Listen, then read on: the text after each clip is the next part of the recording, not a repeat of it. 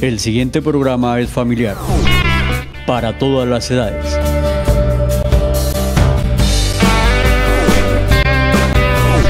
No contiene escenas de sexo ni violencia.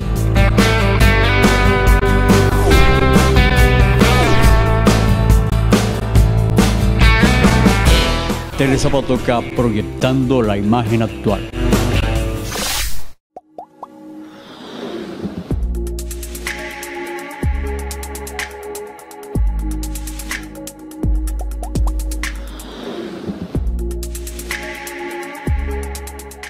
Señoras y señores, tengan ustedes muy buenas noches. Custodio, ¿cómo le va? Buenas noches, Alfonso, ¿cómo está usted? Buenas noches, Edgar. Buenas noches. Bien todo, ¿no? Todo está bien, bendito sea Dios. Aquí de nuevo Nos tuvimos que abrigar hoy, ¿no? Nos tuvimos que abrigar hoy Sí. Porque se ha encapotado el cielo. Sí, hoy es martes, estamos grabando el programa un día martes. Yo tengo de fondo, tengo una camiseta de la Selección Colombia, porque el martes juega la Selección Colombia. Ustedes, cuando veamos el programa este viernes, pues debe haber ganado la Selección Colombia. Indiscutiblemente. Bueno, muy Fuerza bien. Colombia. Muy bien. El tema que vamos a tratar hoy es ese, lo hemos denominado tunjos, brujas y lloronas, ¿no? Sí, así es. Tunjos, brujas y lloronas. Un tema bastante interesante y que toca de alguna manera con Zapatoca, porque pues con todos los municipios, porque en todas partes se habla de espantos. Edgar, ¿le parece que empecemos el programa con una canción que habla de La Llorona? Una canción muy conocida, es muy tropical, se llama La Llorona Loca. En la calle de Tamalameque dicen que sale una llorona loca. Bueno, ahí escuchémosla. En una calle de Tamalameque dicen que sale una llorona loca. En una calle de Tamalameque dicen que sale una llorona loca. Que sale por aquí, que sale por allá, como un tabaco prendido en la boca. Que sale por aquí, que sale por allá, como un tabaco prendido en la boca. Edgar, es una canción supremamente conocida. A ver, estoy mencionando los tunjos, las brujas, la llorona. Eso queda en el escenario de los mitos y de las leyendas. Custodio, el acervo cultural de los pueblos. Sí, en el acervo cultural folclórico del pueblo colombiano nos encontramos con una serie de personajes de espanto, de personajes sobrenaturales, de personajes del más allá. Son muchísimos, son cientos de ellos, pero para parcelar de alguna manera ese conocimiento tan abstracto y generalizado, hemos decidido hablar hoy solamente de tunjos, de brujas y de lloronas. Bueno, cuando nosotros hablamos de acervo cultural, ese no es un tema circunscrito, por ejemplo, aquí a Zapatoca o a la costa atlántica, no, donde hay mucho mito, en el eje cafetero, en esa parte del Chocó. Bueno, en el país prácticamente está regado. Tal vez en las grandes ciudades ya desaparece la leyenda como tal, porque es que a mí se me ocurre, Custodio, que la leyenda es porque en las noches en los pueblos eran muy oscuros, no había luz. Entonces la misma sombra de la persona la asustaba cuando pasaba por frente a un farol. Sí, el movimiento de un árbol, Entonces, un maullido de un gato. Todas esas leyendas que nosotros conocemos en los pueblos, los que tuvimos la suerte de interactuar en los pueblos, de crecer en los pueblos, de pasar las vacaciones en los pueblos, han sido sustituidos en las grandes ciudades por las leyendas urbanas. Sí. Ya la Llorona, los duendes, los tunjos y las brujas han sido sustituidos por hermosas mujeres que trabajan con bandas criminales, que enamoran incautos, los llevan a un hotel, los duermen y les roban un riñón. sí, señor. Y por otro tipo de leyendas urbanas que son muy conocidas y que han desplazado en buena parte todos estos espantos y apariciones de los que vamos a hablar en el tema de hoy. De hecho, es algo maravilloso, o sea, para quienes nos criamos en esa cultura de la Llorona, de los espantos, se nos infundía cierto miedo para que de pronto en las horas de la noche nos saliéramos, que la culebra que se devoraba a los hombres, que estaba en el árbol allá, era como para que uno no se acercara a determinada casa, en fin. Eso era muy bonito, pero eso fue desapareciendo. Yo no sé, custodio, si usted pues ya tiene casi 2 años de estar asilado en Colombia. Sí, señor. Digo asilado voluntariamente, ¿no? No tan voluntariamente, pero estamos por aquí. Sí, Mientras Venezuela vuelve a su... sí, señor, sí, vuelve a su causa. Bueno, y usted es un hombre estudioso, ustedes, amables televidentes, lo han escuchado, tiene un conocimiento amplio, muy universal de todas las cosas. ¿Sí se ha tomado el tiempo de hacer investigaciones?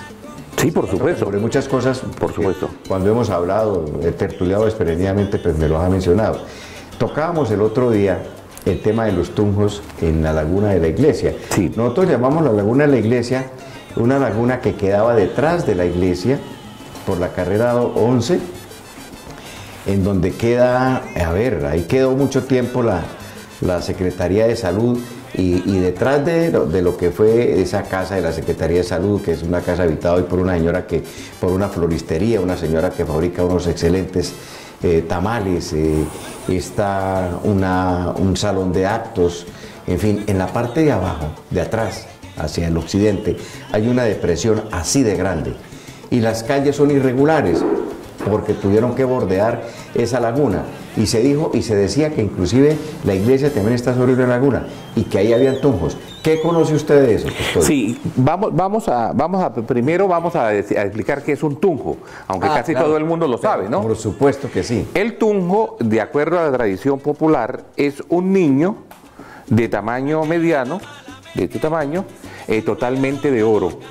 Sí. Amarillo, de oro cochano, de oro de 24 o más quilates, que se aparece al viajero desprevenido y le habla, y si el viajero permite que el niño continúe hablando y no hace una serie de ritos prescritos a tal fin, es posible que esa aparición sobrenatural le haga algún daño. Entonces dice la tradición que al hombre que se le aparece debe mojarse el dedo con saliva, agarrar el niño y decirle: yo te bautizo en el nombre del Padre, del Hijo y del Espíritu Santo. La tradición dice que el niño inmediatamente se convierte en una estatua de oro. Ese hombre debe llevárselo para su casa, meterlo en un baúl muy, muy fuerte y alimentarlo con una serie de cuestiones, con una serie de productos que son muy extensos y que no voy a mencionar, y además pues no vale la pena que yo mencione ese secreto por si cualquiera de estas noches en Zapatoca yo me topo con un tunjo. Digo, o una tunja, ¿no? O una tunja, porque hay tunjos y tunjas. Lo cierto es que como ese se cierra, se le pone el alimento, se cierra el baúl, el tunjo se alimenta de lo que usted le ha colocado, hace sus deyecciones. Pero si ese tunjo no fue, pero si cuando lo bautizaron el tunjo quedó convertido en una... Pero al estar encerrado en ese espacio, él recupera su forma de niño de oro y entonces se alimenta y hace sus deyecciones, o hace del cuerpo, como decían las suegras antiguamente. Y ese producto de la deyección es oro puro.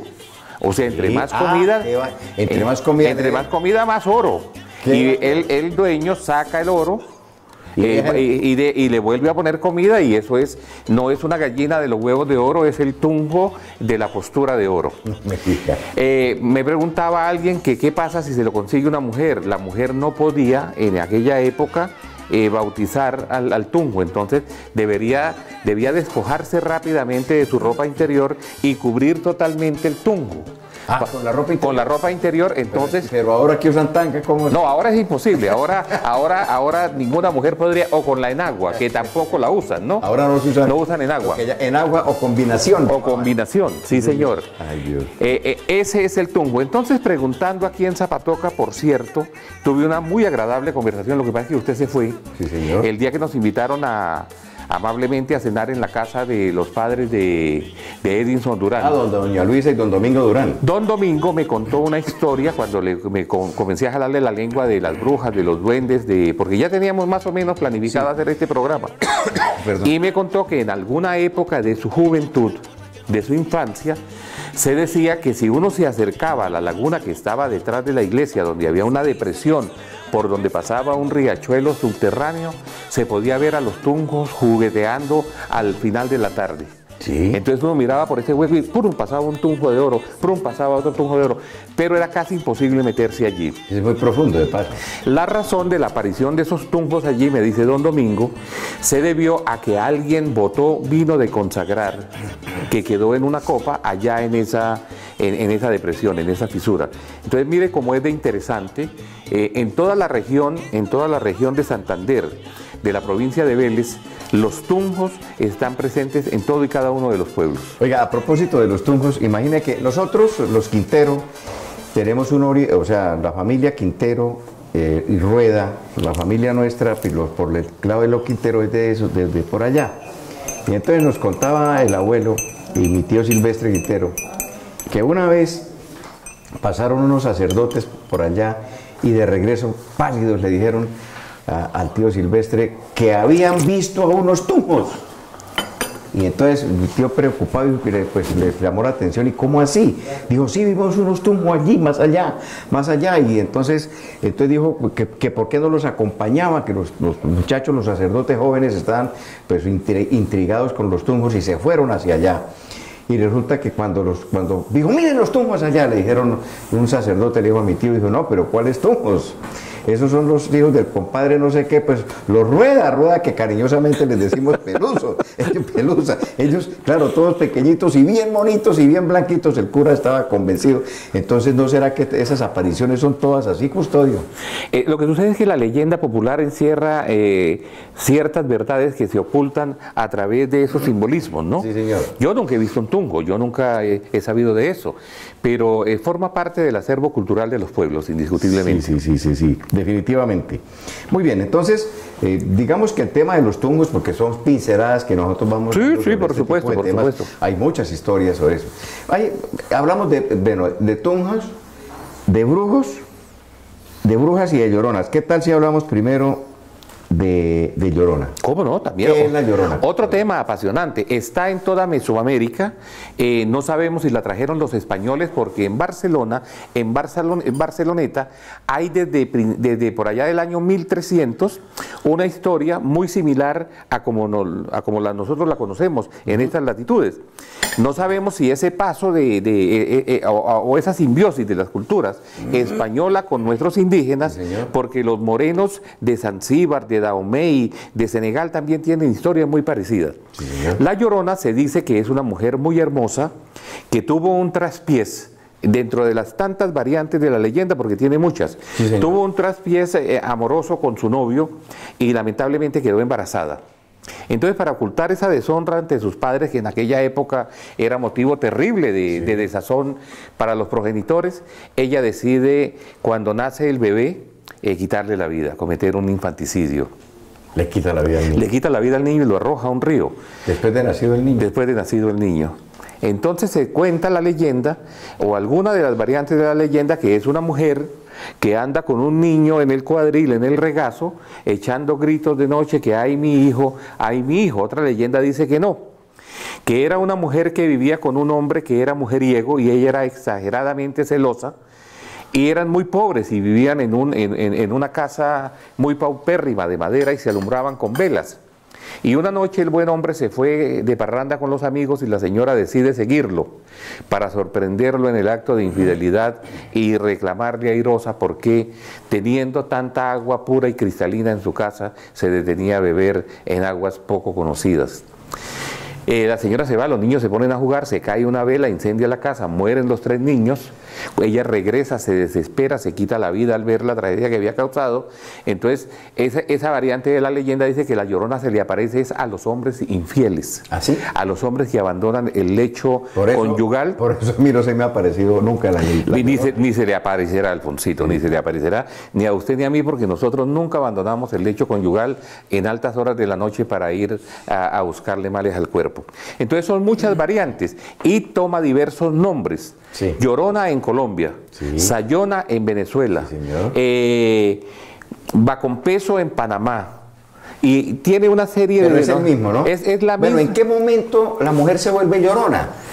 Ahí hay un tema muy álgido para los estudiosos del tema, porque dicen que la mujer que asesina a un niño, ¿sí?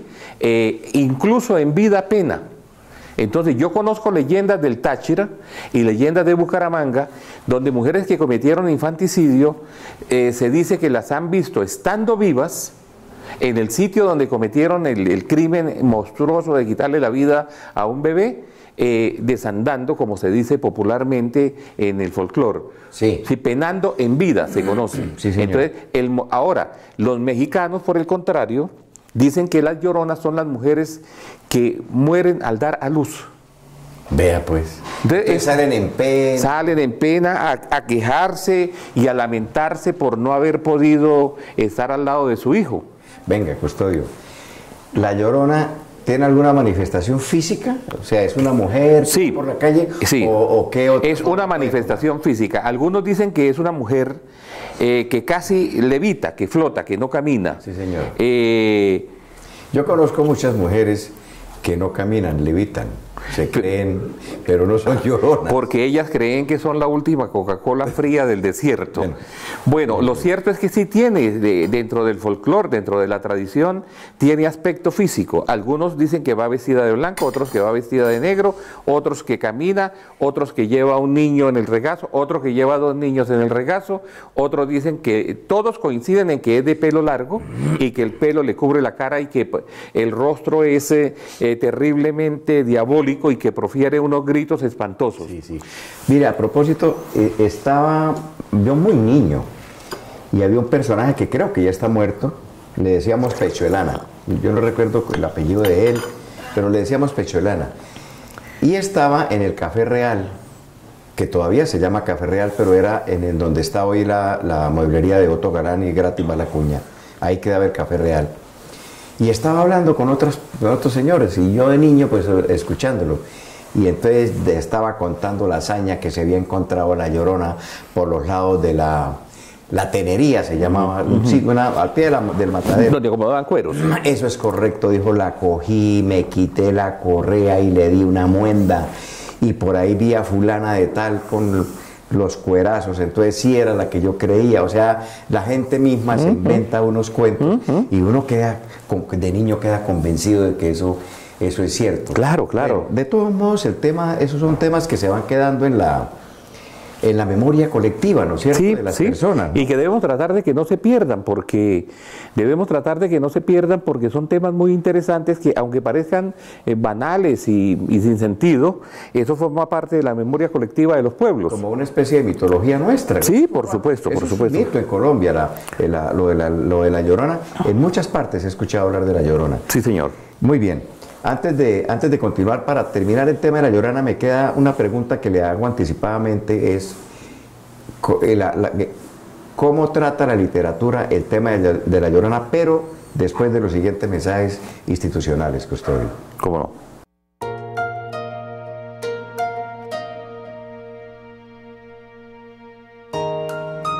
Si deseas conocer otras culturas y descubrir sus misterios e historias, conoce las etnias indígenas. Los pueblos aborígenes te harán descubrir el valor de la armonía con lo que te rodea. Descubre sensaciones maravillosas, aprendiendo de su conocimiento ancestral.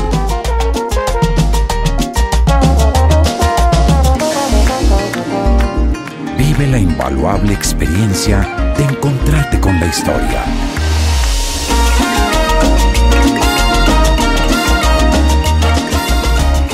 Para todo lo que quieres vivir, la respuesta es Colombia. Bueno, muy bien, continuamos, Custodio. Antes de que se me olvide, cuando presentamos el programa del vino, le dimos el crédito, por supuesto, a don Gilberto Acevedo de la Hacienda Gachaneque, que produce un excelente vino. Lo mismo con el doctor Sergio Rangel Consuegra, que cuando nos invita a comer espaguetis a su finca nos entrega una botella de vino muy agradable. A cada uno.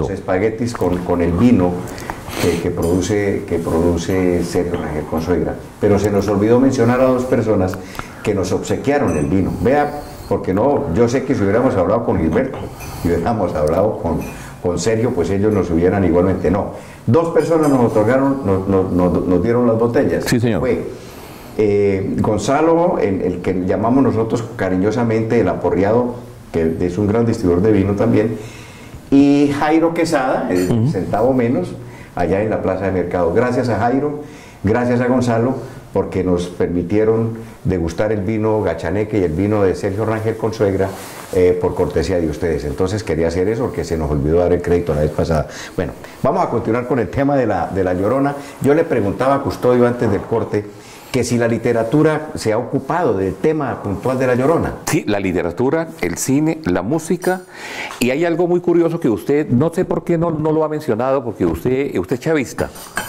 No del loco de Venezuela que nos tiene algunos fuera del país, en contra, sino del Chavo del Ocho. Ah, no, yo soy un chavista. ¿Usted se acuerda que en el Chavo del Ocho hay unos capítulos, aunque yo no soy fanático de eso, donde el Chavo del Ocho confunde a doña Florinda o a la otra señora esta española con la Llorona cuando está en un episodio de sonambulismo? Sí. Ah, bueno, entonces... Los mexicanos, sí. En los mexicanos. Cine. En cine está La Llorona, la película de La Llorona. En Venezuela se hizo una serie de televisión que se conoció como La Sayona. Sí. Era otra versión, ella se aparecía en las carreteras, enamoraba a los conductores enamoradizos, los sometía, los enamoraba, los seducía y terminaban muy mal ellos. Y se ha escrito también mucho sobre La Llorona y se han hecho canciones sobre La Llorona. Sí. Y en ciertos programas como Supernatural o Los Grimm, que es una serie de fenómenos paranormales norteamericanos, aparece la Dama de Blanco, como se conoce en los Estados Unidos, o La Llorona. La Llorona. Entonces no ha escapado absolutamente en cuentos, novelas, películas, series televisivas ni canciones el tema de La Llorona. Muy bien. Hablamos de Tunjos, Sí. hablamos de Llorona, nos queda para terminar el programa hablar de brujas. Sí. Dícese que no hay brujas, pero que las hay, las hay. Es una sentencia, es una expresión muy popular, Custodio. Hablemos de brujas.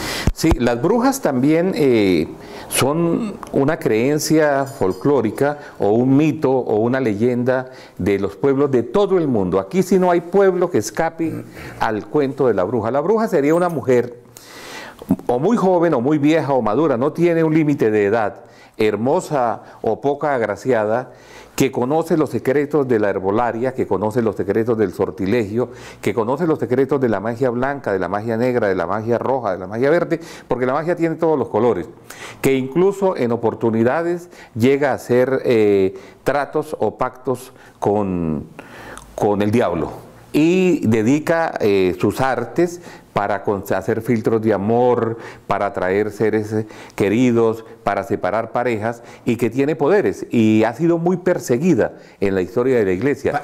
Sobre todo, le iba a preguntar el tema, Sí. ¿por qué la Iglesia se ha ensañado tanto con mujeres que han calificado de brujas? Sí, la Iglesia tiene un problema gravísimo de misoginia, de odio hacia la mujer. La mujer, sí. Y en los primeros siglos de la existencia de la Iglesia, la mujer fue totalmente alejada de las labores de la Iglesia y de su papel importantísimo que tenía en la Iglesia. Algunos patriarcas de la Iglesia, cuando se crea la prohibición de casarse o el celibato, aún estaban casados. Y esas mujeres se encontraron en un limbo. Y los doctores de la Iglesia dijeron que ellos podían seguir viviendo juntos, pero jamás cohabitar los dos. Sí, señor. La Iglesia ha manejado el tema de las mujeres con una óptica equivocada, con una óptica machista. Sí. Entonces, cuando surge la Inquisición, la Santa Inquisición, se les persigue, se les mata, se les veja, se les encarcela, se les despoja de sus bienes por un chisme o por una mera acusación. La Iglesia nunca fue muy seria en estos temas. La Iglesia sabe, y los representantes de la Iglesia saben, que el mal existe, que el diablo existe como individuo, y no uno, sino muchísimos, porque cuando la expulsión de Luzbel, él se viene con una cohorte de ángeles caídos que se quedan en la tierra y que forman parte de toda esa maldad que la humanidad conoce. Algunos niegan y dicen que eso no es más que forma parte del folclore y de las tradiciones cristianas. Pero la mujer ha sido víctima de esta situación. Y había el martillo de las brujas, por ejemplo, que era una guía para saber quién era y quién no era bruja, tenía unas cosas que a uno lo asombran. Dice, amárrese la mujer sospechosa de prácticas de hechicería de pies y manos y arrójese al río. Si flota es porque es bruja.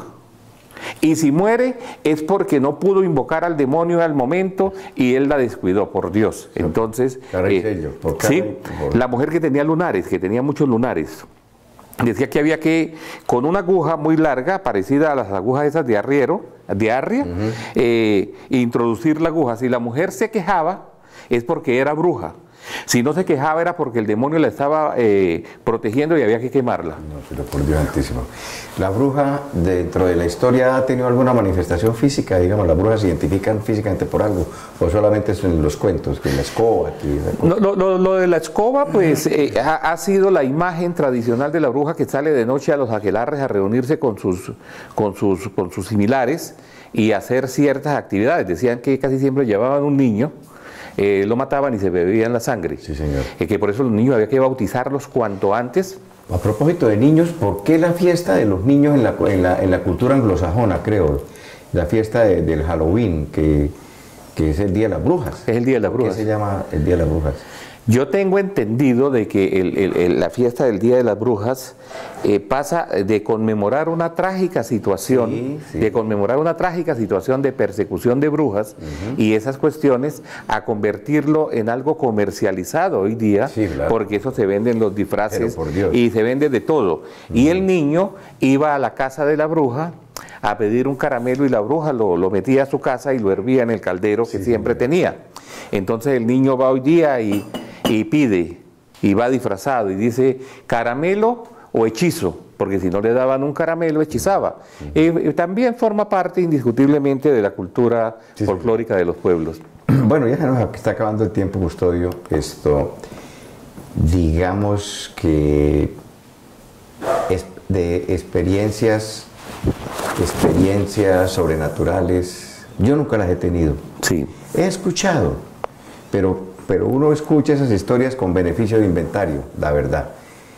Como la que yo le escuché a Pechuelana. A Pechuelana. Que cogió la llorona y le dio juguete, y al otro día vio a fulana de tal con los brinchazos que era ella y tal. ¿Usted ha tenido alguna experiencia sobrenatural, Custodio? Yo he sido un buscador, si algo me apasiona, es lo sobrenatural. Y he sido un buscador incansable de todo ese tipo de experiencias. Lamentablemente jamás he tenido una experiencia sobrenatural, excepto un par de cosas que me han permitido reflexionar un poco sobre lo sobrenatural, sobre todas estas cosas que escapan al concepto común que tenemos de las cosas reales. Usted sabe que siempre me gustó en mi juventud, y hasta hace algunos años todavía lo hice, cazar y pescar. Sí, señor. Y dormir en el monte, dormir en una montaña, dormir a la orilla de un río. Entonces hay muchas leyendas: la pata sola, la luz del limonal, caigo no caigo, el 3-3, la bola de fuego en el llano. Todas esas leyendas. Y había quien aseguraba el pájaro 3-3, el pájaro guarandol. Todas esas leyendas las he escuchado en mis diversos periplos de caza y de pesca, pero en lo personal que yo haya visto, sentido, siempre he conseguido una explicación para eso. Sin embargo, hace algunos años, a mi casa, allá en Caracas, iba una señora, amiga nuestra de la casa, que gozaba de fama de bruja. Sí, señor. Lectora del tarot, preparadora de pociones, una mujer agradable incluso, no tenía ese fenotipo de la nariz larga, sí, una mujer agradable. Mi mamá, que es una mujer también que cree mucho y que ha visto muchas cosas, ella ha experimentado presencias y esas cosas, un día preocupada me dijo que estaba llegando una bruja al árbol que estaba al lado de nuestra casa. Sí, señor. Y que yo podía ver desde mi ventana. Yo no le hice mucho caso, pero mi hija Ligia también me repitió como a la semana que ella había abierto la ventana en la madrugada porque había escuchado unos ruidos raros y que había visto un ave, una especie de pájaro de este tamaño negro, en el árbol de la calle. Bueno, yo no le presté mucha atención a eso porque pienso que estaba influenciada por el comentario de mi mamá. Lo cierto es que en una fiesta que se hizo en mi casa y la señora asistió, yo hice el comentario de lo que estaba pasando y dije que ya había preparado una bala para una de mis escopetas, a la cual le había sacado la mitad de los perdigones, Señor. le había adicionado sal de mar, mostaza y algunos trocitos de plata bendita. Sí, señor. Y que con esa bala yo iba a derribar esa bruja, porque en la leyenda popular se dice que para hombres lobos, para nahuales, para brujas, para espantos, para esas cosas, quienes pernoctamos en el monte, quienes vamos de cacería, quienes vamos de pesca y pasamos noche allí, debemos llevar dentro de nuestras balas esas balas para dispararlas en contra de esas cosas, de esos espíritus sobrenaturales. Como la tercera noche yo vi el pájaro y le disparé con mi escopeta y con mi bala y el pájaro se fue. Le disparé, por supuesto, en la parte de las extremidades, en los pies.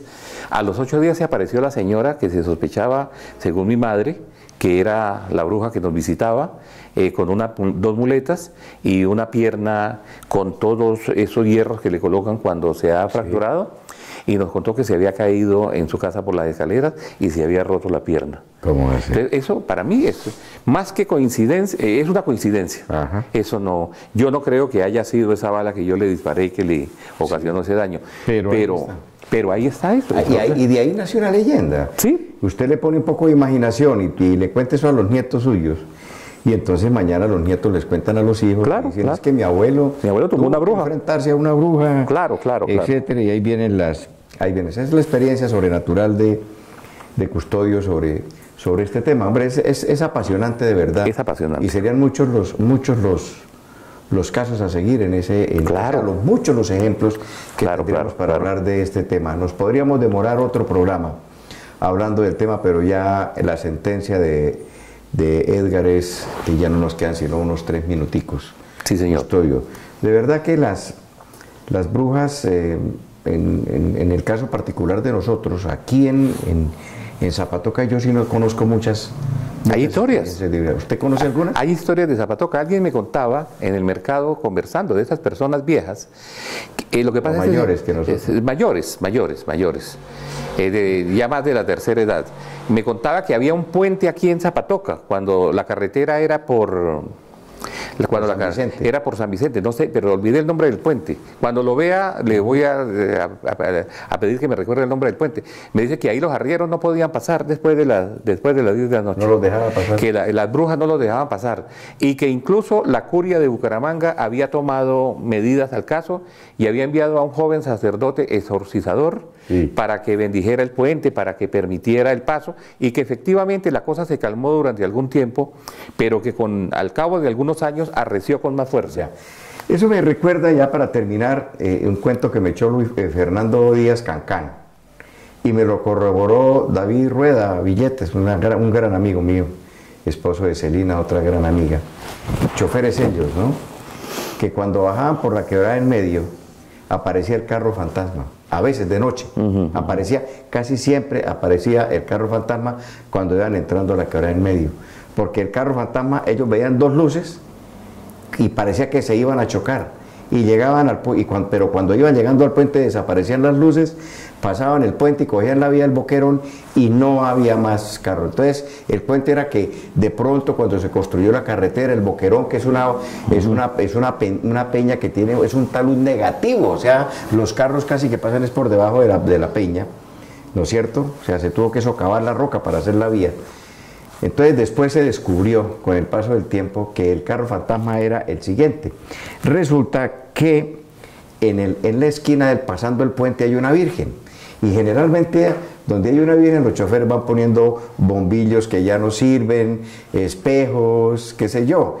Entonces el carro el carro que iba mandaba la luz hacia allá y se reflejaba, había un punto específico en donde las dos luces del carro se reflejaban allá y daban la sensación de que venía otro carro. Claro. Y durante mucho tiempo el carro fantasma, hasta que finalmente apareció eso. Todos son cuentos, pero al fin y al cabo forma parte de la formación de todos nosotros, ¿no? Eso, sí, como decíamos al principio, del acervo cultural de los y casi todas esas manifestaciones sobrenaturales o estas experiencias del más allá tienen una explicación. De todas maneras, nada es más fantástico que la misma realidad. Sí, señor, perfecto. Bueno, literatura, libros. Hay un libro que se llama Historia de las cosas de la Nueva España. Sí, sí. De Bernardino Sahagún. Sí, ¿cómo no? ¿Ya, Edgar? De Bernardino Sahagún.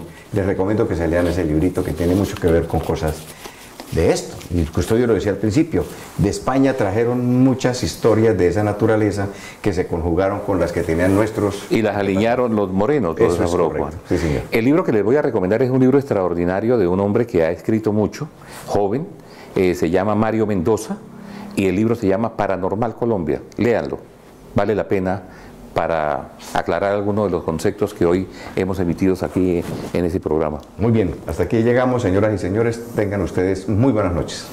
Buenas noches, recen antes de acostarse, tranquen bien las puertas y gracias por permitirnos ingresar a sus hogares nuevamente. Porque la parranda se está poniendo bacana. En una calle de Tamalameque dicen que sale una llorona loca. En una calle de Tamalameque dicen que sale una llorona loca. Que sale por aquí, que sale por allá, como un tabaco prendido en la boca.